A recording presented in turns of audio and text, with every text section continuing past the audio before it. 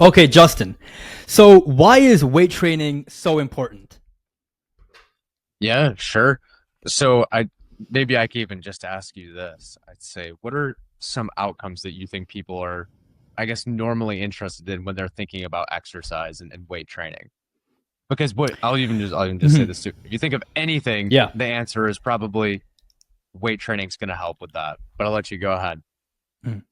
God. Okay, so if we're talking about like the main reasons, it's going to be health, to even look good, to overcome an injury or, to like prevent injury, to feel better, to have goals and feel purpose. Like there's so many different positive outcomes that come with weightlifting. But I guess it just comes down to feeling better about yourself, health, and also having goals that give you a certain sense of direction in life. So I guess that, for me at least, that's like the main reasons why people take part in weight training.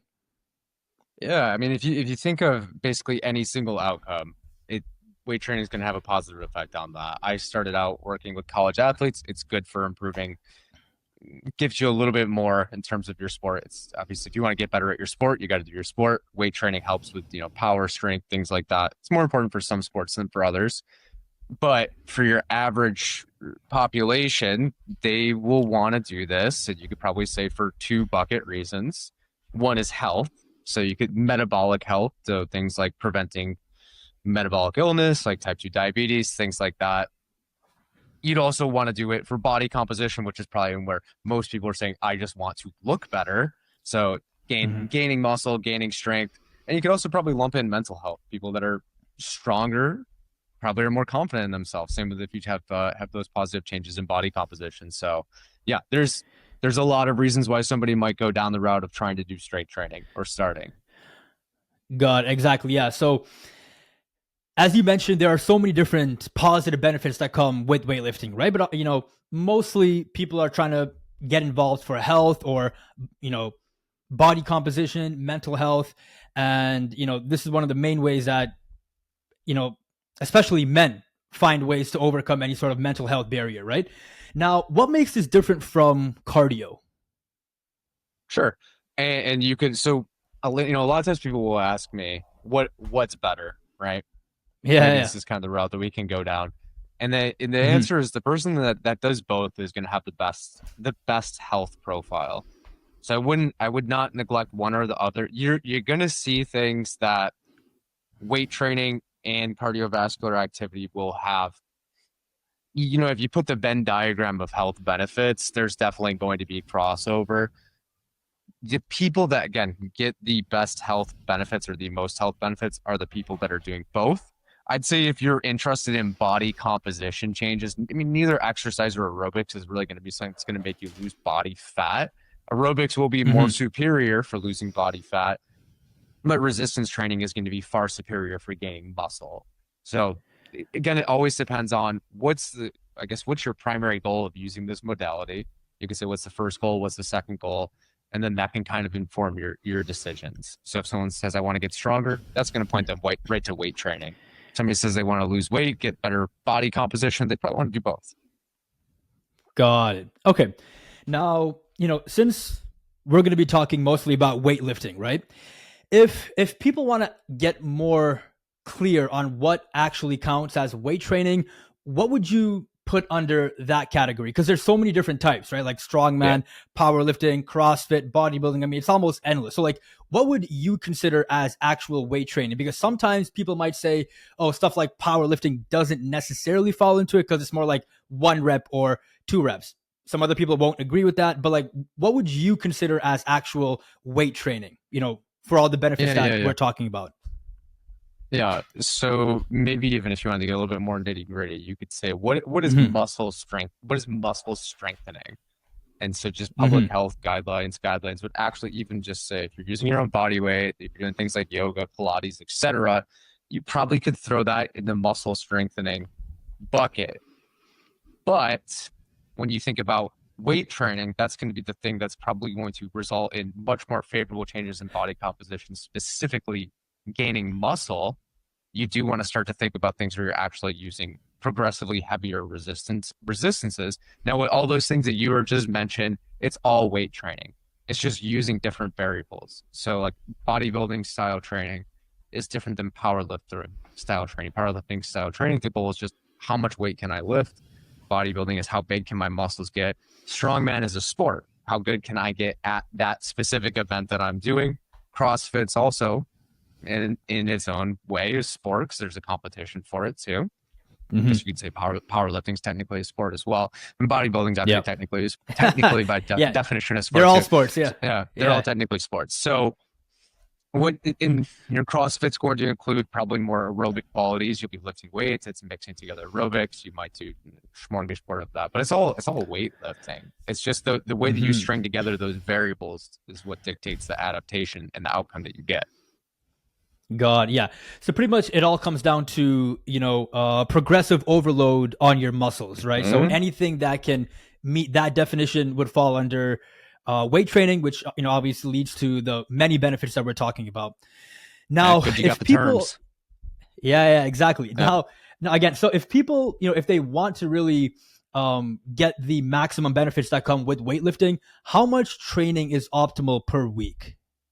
Yeah, that's a great question. So again, put Hmm. it into two buckets. One is health, and then you could also say performance, right? So health versus performance. I haven't seen anything that says the frequency of more than 3 days per week yields any more health benefits, right?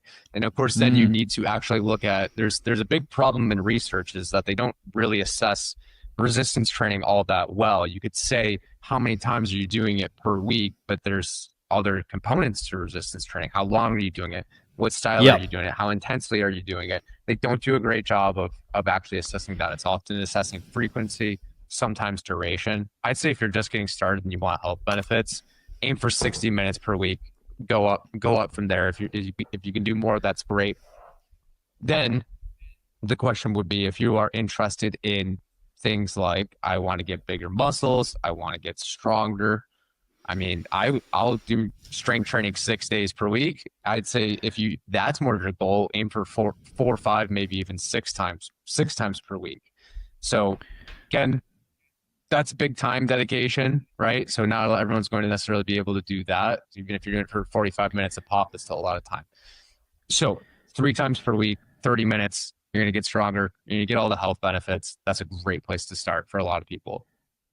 Okay. Okay. That's obviously not that bad at all, right? Because I mean, Yeah, half an hour in the morning or in the evening, just like 3 times a week. I mean, there shouldn't be much of an excuse, right? Because you can even do it at home, you So can do it that's at pretty home. interesting. Yeah, exactly. Yep. Now, here's the thing. So obviously, we all know the great benefits that come with weight training, right? I mean, even if you're not involved in health and fitness, again, as we spoke about earlier, like we all know the main benefits that we're going to get, right? And you also talk about most people already know that they should be weight training, but yet they still don't. Like very few people actually get involved. Why is that? Sure, right. And actually, more people are asking about it now. I think it's becoming, thankfully, something that people are more aware of. They understand the health benefits. But yeah, let me. What's something that you've tried to do that, maybe you tried for a little bit and then it didn't stick, or maybe something that you really want to do that you're doing inconsistently right now. Let me think. I mean, to be honest, I'm not trying to be cocky or arrogant, but I mean, normally if I Yeah. actually have a goal, like I tend to kind of obsess over it, which it Yep. can be unhealthy. But I'm trying to think of one idea. I mean, okay, you know what? Language learning. Sometimes I have, I It's mean, common. to be Yeah. honest, like I do have a great interest in learning languages, but I've noticed that if I start, sometimes I kind of stop, and I think the problem really comes down to English. I mean, let's be real. English is like a global language, right? So oftentimes you kind of don't Hmm. necessarily have a why or a major benefit that keeps you involved. For me, at least when it comes to language learning. But outside of that, I mean, I tend to kind of, for me personally, again, not trying to be cocky, but if I Yeah. have goals, I tend to kind of really stay focused on that because it makes my life more exciting. Without goals, I feel unbelievably bored. So yeah, but language learning seems to be a problem for me if I choose to go down that path. Yeah, well, we'll get into that and we'll talk about exercise too, because you bring up some good points, right? So, Yeah, we speak English, so there's not so with language, there's nothing bad that yeah. happens to us if we don't I was just in Italy. Everyone speaks English. So, Yeah, that's right. it's wild. Yeah. And now with exercise, there's consequences, right? If you don't do it, eventually at a certain age, you will start to lose it. You'll start to lose your aerobic health. You'll start to lose your physical functioning. It's just something that's going to happen. So actually, I'd say there's a necessity component to that for Yeah. a lot of people. When you think about language, so for example, my wife is Portuguese. I'm practicing Portuguese. Why am I doing it consistently? Right. So a few things. I have social support. I have a tutor that I meet with every single week. Okay. Hmm. I try to make it as easy as possible. So I have a clear path forward.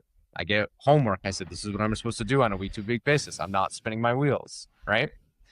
I can do things, I can make it as Interesting. convenient as possible. If I'm walking the dog, I can listen to a lesson. So when you think about this is one of my favorite lines, which is gonna, I think, answer your question, is that systems are designed to get the results that they get. Okay. So when you think about anyone that's trying to do exercise, so they want to do it, right? They have the best intention to do it. Intention is what's called a precondition for action. So if I said, hey, do you want to go and see a movie later? You said no, like, okay, we're not going to go and see a movie. But if I Hmm. said, hey, do you want to go and see a movie later? Like, then we might want to plan all these extra things, but it doesn't actually guarantee that we're going to go and see it, right? So it's the same thing with exercise. It's a precondition for action, but it doesn't mean that action's going to happen. It's called the intention behavior gap in research. So systems thinking, you can say, what are the things that need to be in place to help a person act on their good intentions? It's very similar to almost any other behavior, right? They need to Hmm. have like social support, right? Is it normal in their social network for people to exercise? Do they have a clear path forward that is well matched to them? That's like the hard thing about resistance training is it involves physical skill.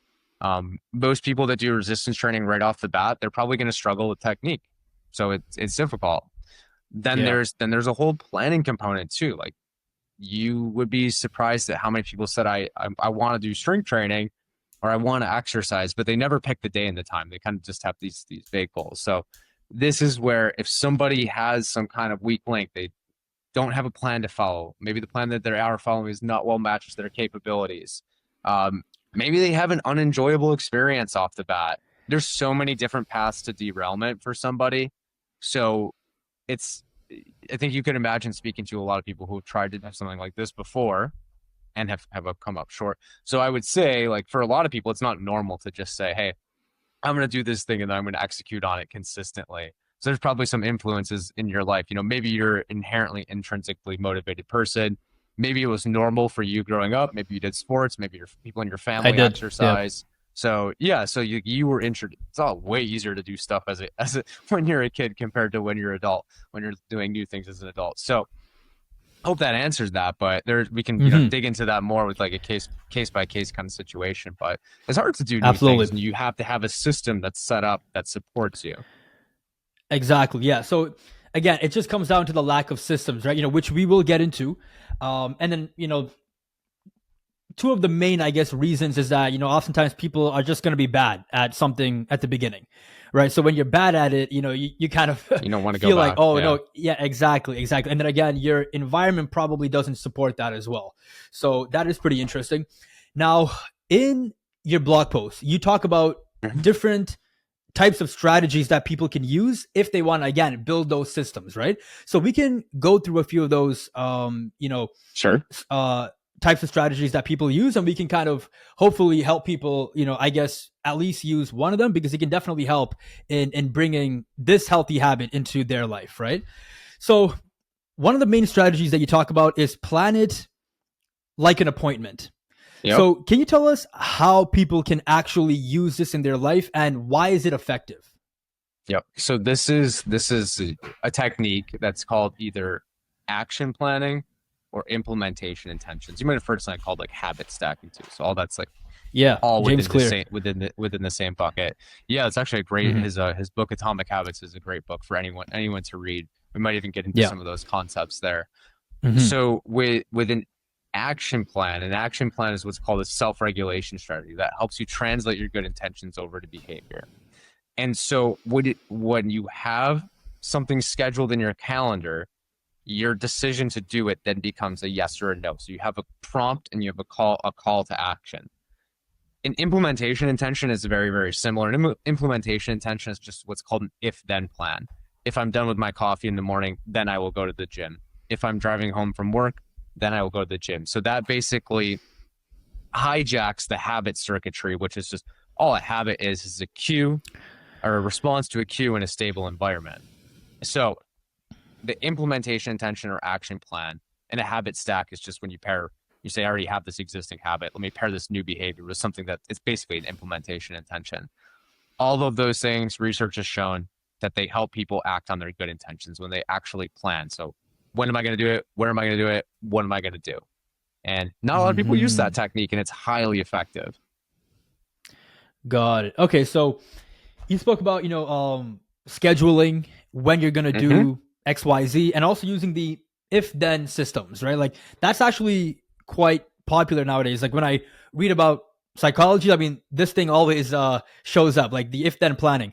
Now, somebody might say, hey, mentally, I do tell myself, hey, if I do get off work by this time, then I'll go to the gym. But they still don't. Yep. For those reasons, like, is it again just a lack of more system planning, or like what happens there? Because somebody might say, hey, I do use these if then systems, but I still fail. Like what are the main reasons there? Yeah. Yep. So why does a prompt fail when it's in place, right? So another really good book is called Tiny Habits by BJ Fogg. So I use this example all the time at work. So if you think about there's things that influence motivation, right? So motivation is just all that, basically the energizing forces that direct behavior. So a lot of times people will say, okay, like, why didn't this prompt work? I need to get more motivated for this prompt to work. So prompts work when your motivation is higher than your perception of the task demands. Now, the tricky thing about motivation is that, like, it might be here one day, it might be here in the morning, it might be there after work. Okay, so it changes. It fluctuates within an individual. You're never going to have the exact same level of motivation. Changes hour to hour, day to day. So it's hard to rely on motivation. Like, you need to have some level. If someone has like absolutely no desire to do something, they're not going to do it. But recognizing that whenever someone's trying to change, motivation might be high, might be low. It's present, but it might not be as high as you want it to be. So people in that situation, they usually miss. They miss a session because they feel like their motivation wasn't high enough. Now, we'll probably get into this too, but the best thing that somebody can do in that situation, actually, I'll give you two things. They should just lower the task demand, make it so easy that they can't say no. So they have to get consistency. And a lot of times people worry about intensity first. They just have to get consistency down first. Like, don't try to jump into an intense workout because you'll always need high motivation and you'll never always have high motivation.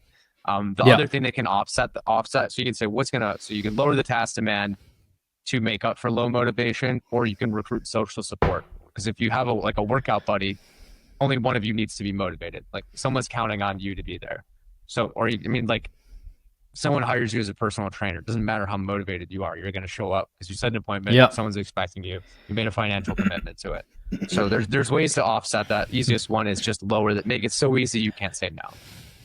Yeah, exactly. So this is why I love fitness, because all these strategies and like techniques, you can use it in many different areas of your life. You know what I mean? So basically what you're talking about is one of your other strategies that you call start small, then scale up. Right. So this this one was actually one of my favorites, because as you spoke about, your motivation level will fluctuate as you go on throughout your day. And then you even have like a system where it's like, maybe in the morning, it might be 8 out of 10. Maybe in the evening, it might be 4 out of 10, right? So can you go a bit deeper on this strategy and just tell us how we can actually use this in our life? Because I think this can actually be a real game changer for many people. Yeah, I know. With exercise, it's interesting, right? Because people usually have like 3 options for when they'll exercise. It's just, I can exercise in the morning before work, and then they're like, but I got to get up. I can exercise at lunch, but then somebody might schedule an appointment with me, or I can exercise after work, but I might just be exhausted. And so it's really interesting that this is just, it's without exception, that's the story that people will say. So okay, so why is reducing task demand important? So I think this is probably something that we don't get into it. We'll just get into it now. Yeah, So sure. whenever you're predicting behavior, anyone's behavior, and there's different ways, statistical ways to do this, but maybe the easiest way to understand it is if we just say like yes or no. I won't even get into it. We'll just call it a multiple regression, right? So you can take all Okay. these different variables and you can say, to what extent to each of these variables predict the variance in behavior? Okay. So for example, does motivation 100% predict a person's behavior? Like it's a great predictor, but it doesn't always predict a person's behavior, right? You could imagine that, like, this is the example I used to give. So you could say, let's just say that you have like 5 out of 10 motivation to go for a run, right? Okay, well, now let's throw in some other variables. Let's say you have a 5 out of 10 motivation to go for a run, but then your partner asks you to go for a run, and they have a 9 out of 10 motivation to do, and they really want to do it, and you also really want to please your partner. Okay, well that's going to increase the odds that you'll do it. Okay, well what if it's raining out right now? Okay, that's going to reduce the odds that you'll do it. Okay, like what if you had to go to the gym to do it versus you have like a treadmill in your apartment complex? Okay, there's all these different variables that could go into Hmm. predicting a person's behavior. But a lot of times when you throw in past behavior into that prediction model, it kind of just washes out the variance or the predictive validity of all of those other things. So Hmm. if somebody comes to me and they said, "Hey, I've been exercising consistently for 6 months," I can guess what their next 6 months is going to look like. They're probably going to exercise consistently. But if somebody's been saying, "Yeah, I've been hit or miss with exercise for the last 6 months," I can probably guess they're going to be hit or miss the next 6 months. And unless Hmm. something is introduced, something that's introduced to change this person's system. And so lowering the task demand makes it so that you can't say no. And if you consistently act, you are going to increase the odds that you'll act again. I think James Clear probably has that. He might have that in his book too. It's just like Yeah, he each time does. that you It's like, yeah, exercise, it's like 2 minute I procrastination vote. rule or something. And Yeah. so it's just like Hmm. if you don't feel like doing it for same thing with language. If you feel like I got a 30-minute lesson, but it's the last thing I want to do, I've been there. So do it for 5 minutes. Okay. I'm sure you've seen the value of streaks. If you do something, you're more likely to do it again. As soon as you miss, it just becomes easier to miss again. Exactly. Yeah.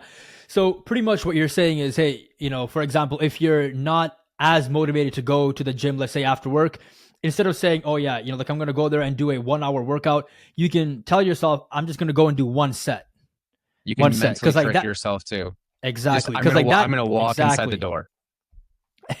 So, someone exactly, if someone exactly, walks in the door, they're gonna exercise.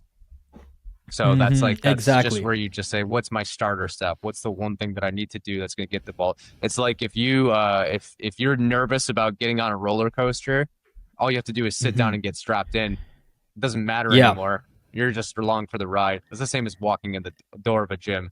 All you got to do is if you walk in the exactly. door, you're probably going to work out. Yeah. Exactly.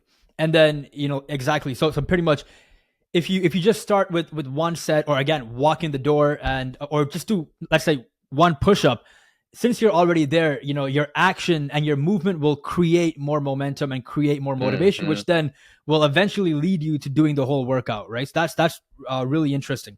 Now, something else that you spoke about is past behavior, as you mentioned, is like the Hmm. number one predictor of how a person is going to act in the future. Now, what happens to people? Because sometimes you do have people that were really action oriented in the past, right? They were, Hmm. super motivated, super fit, but then something happened, you know, in their life that pretty much Yep. stopped them Yep. from being the way they used to be. Like they're no longer as action oriented as they once were. They're not as motivated. Like what happens in those cases mentally to those people? Like what changed their behavior? Because they do have a track record of being Yep. action oriented. You know what I mean? So like what happens there? Yep. So you can think of two things that will get you to do any behavior even in the absence of, so there's, you can go back a little bit. There's two different types of motivation, right? There's one very logical part of motivation. It's called reflective motivation. Oh, exercise is good for me. I should do it. And then there's another part called automatic motivation. Oh my God, my Mm, child's about to have a kid. I want to be able to pick up my grandkids and play on the floor with them. It's more emotional, right? It's more mm, affective. So you can think of two things that can really be in your favor in terms of automatic motivation. One is habit, and that's kind of what you're alluding to right now. So habit, okay, as we said before, it's an automatic response to a cue in a stable context. I talk to people all the time that used to have a habit for exercise. Okay, what happened? Something, the cue changed. They left college, they got a new job, they got new job responsibilities, they had an injury, they had kids, COVID happened. Their cue was removed and the automaticity was also removed. So again, if you remove the cue, you remove the automaticity, right? So you've probably experienced that before. Maybe you're driving somewhere, it's your habitual route, and you're like, oh my God, I was supposed to actually go somewhere different. That's a habit, right? And you're like, oh, why am I still going this way? So a Mm-hmm. lot of times people have had a habit for something. Then something happens and the habit breaks. So habit is relying on an external cue.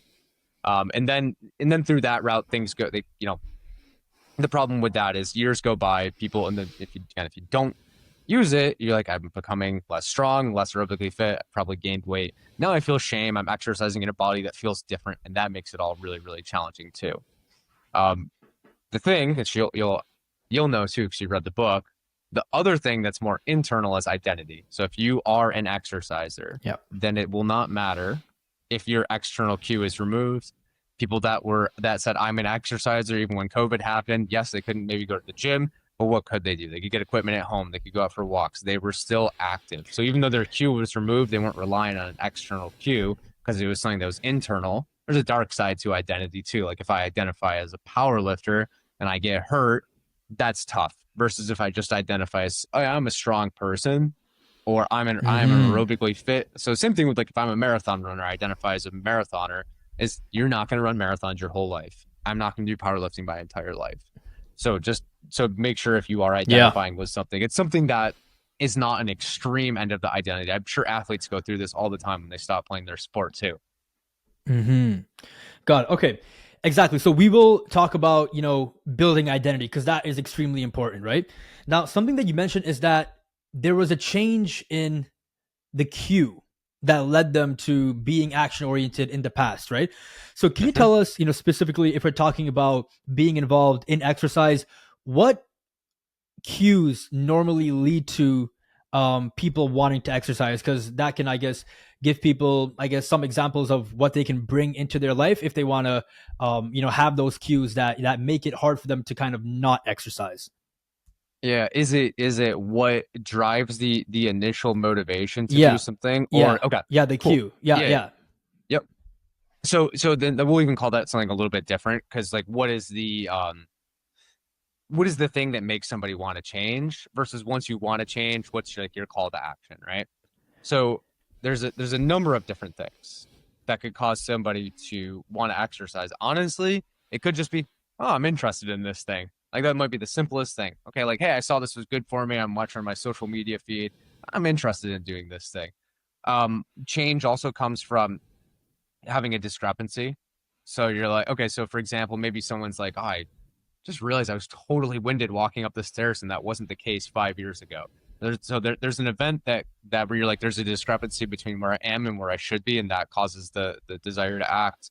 Of course, that needs to be paired with your belief, your confidence that you can do it, your capabilities that you can do it, and then the opportunity to do it as well. So there's like several things that need to be in place for that culminating event, which is having an intention to act.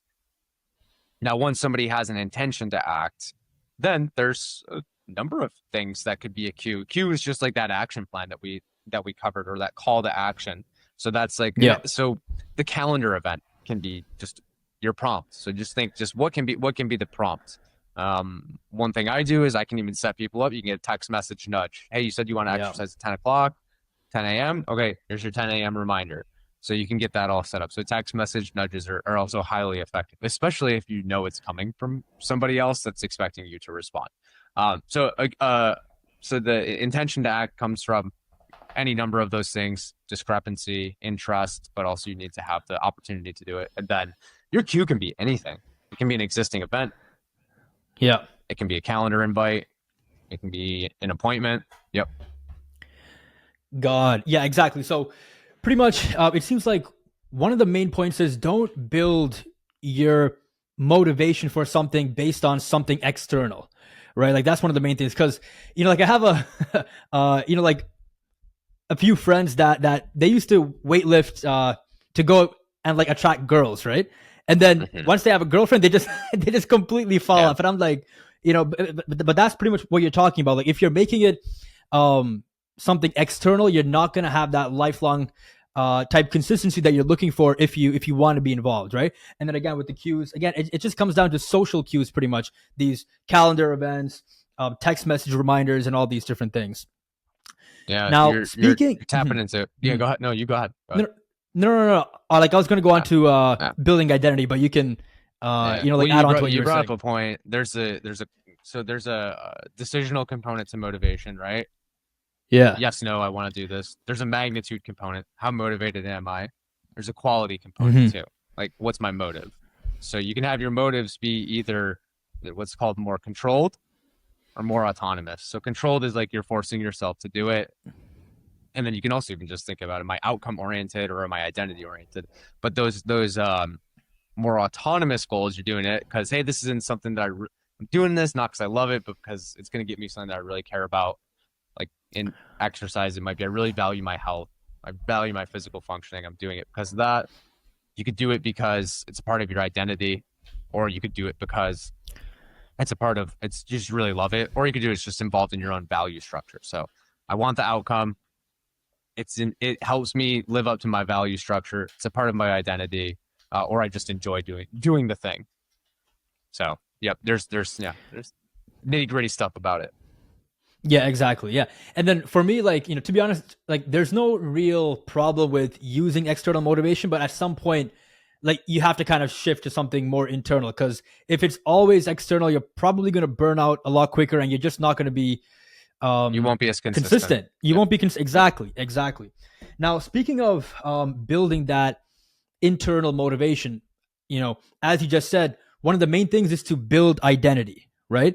Hmm. So how do you actually do that though? Because you can tell yourself, oh yeah, like I'm a lifter, but sometimes people find it hard to believe what they're actually saying, because they kind of have Yep. like this sense of like imposter syndrome. They just don't believe what they're saying. So how do Yep. you build that identity? And again, like how do you actually bring it into your life?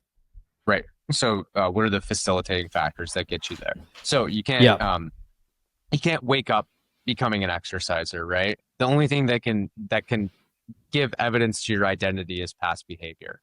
So that needs to be there. So without a doubt, but just because the behavior's there doesn't mean you're necessarily going to identify with it. So there needs to be those facilitative conditions, right?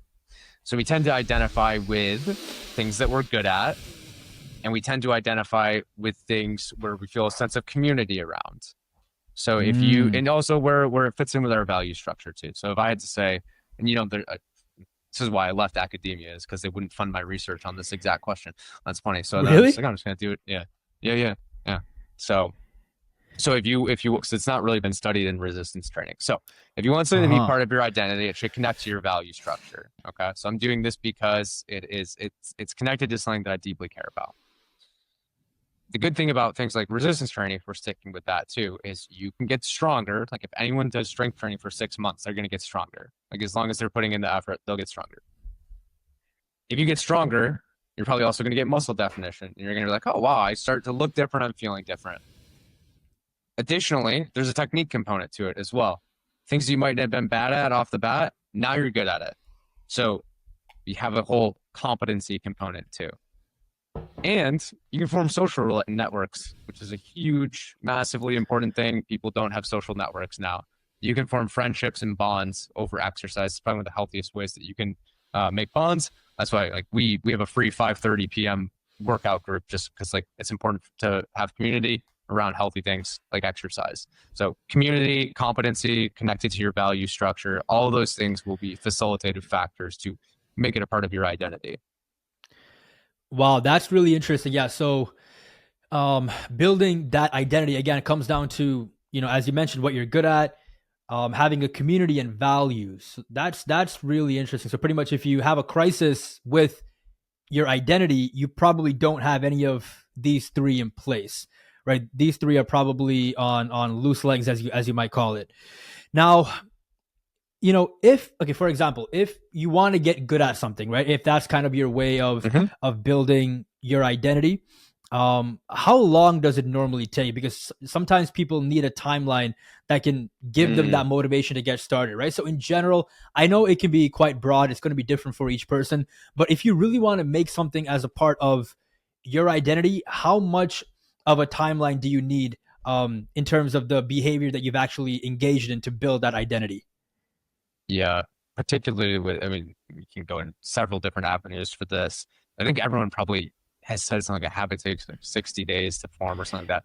That's like, Yeah. there's a huge standard deviation around that too. Uh So huh. Uh huh. it's going to be different. But then when you think about, even if you think about competency with resistance training, you, everyone can improve their technique, but like you are going to have people that have different physical learning capabilities.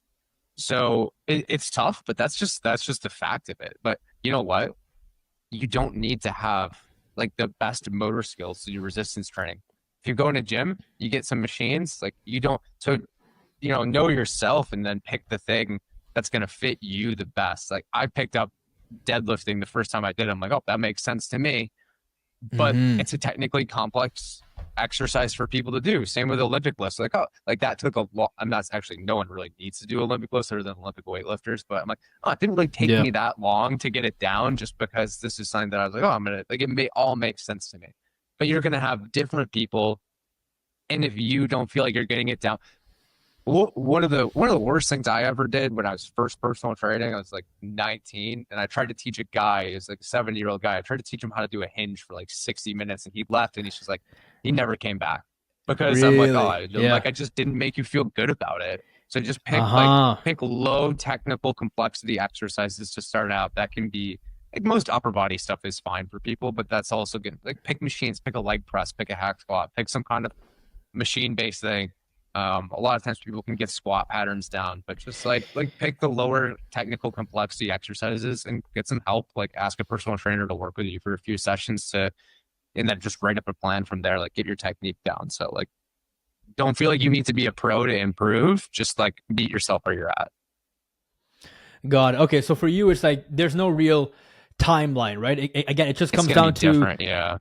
it's going to be different for each person. Yeah. So pretty much the main idea, as you spoke about, is to build confidence, right? You start small and you build that confidence because as you start to feel more proud of yourself, as you engage in these activities, it just becomes more easier to stay motivated, right? Because everyone wants to feel confident, everyone wants to feel proud, but if you don't feel Yeah. that, why would you take part in it, right? So that's okay. If That's somebody pretty has a bad interesting. Mhm. experience with exercise, they're not going to come back. That's the immediate first path to derailment. If you hated it, you're not going to do it again. Exactly, exactly. Okay, so we've been talking about the importance of systems if you want to Mm-hmm. be consistent, right? And then in your blog post, you mentioned that we can't really depend on willpower because that's just not something that is really reliable, right?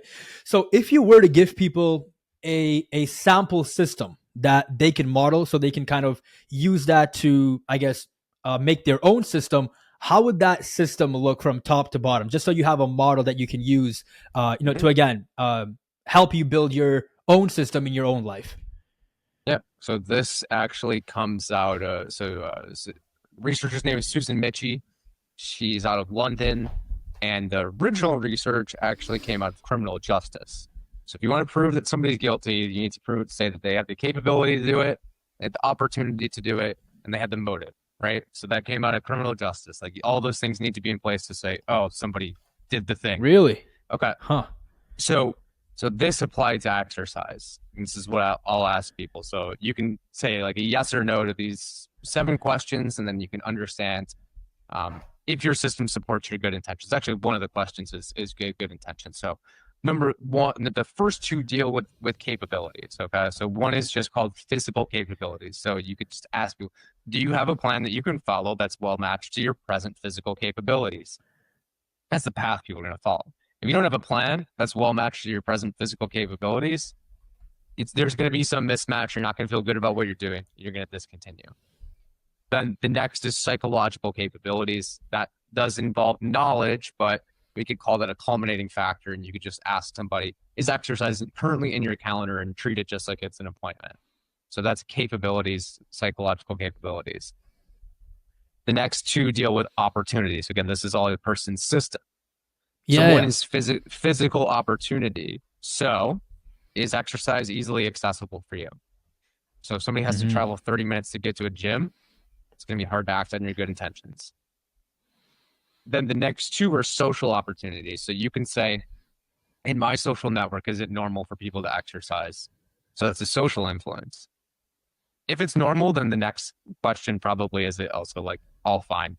Do the people that are closest to me, do they support my decision to exercise? So you can have people that can offer practical support. Yes, go ahead, go exercise. I'll make dinner for the kids. You could have people that offer emotional support. Hey, like you're doing great. Oh my God, I'm really starting to notice the difference. Then you could have people that are just neutral. You can have people that are indirect saboteurs. So you could say like somebody's like, "Oh, you're gonna go try this whole exercise thing again." So like those kind of like snide comments are Yeah. not quite helpful. And then you can have people that are just like really bad partners, where it's like, "No, you have to make dinner while I play video games, and you have to watch the kids." So like it just like that's your social stuff. Hmm. Then then you have, do you just actually intend to exercise? So that one's kind of like hopefully a yes. If people are trying to like go through this, none of the other things really matter unless that one's a yes. Yeah, yeah. And then it's do I know what to do if my motivation is low so that I can still exercise? There's more to that because there's, we talked about lowering the task demand, getting social support. Those are all answers. Habit and identity are in that category. They take some time to build. But then you could say, like, why is my motivation low? Is it like an affective thing? Is it a conflicting demands thing? So, but just so long as they know exactly what to do in those scenarios. So those are like the 7 things that if someone says a no to any of those things, then there's a weak link in their system. Yeah, that is really good.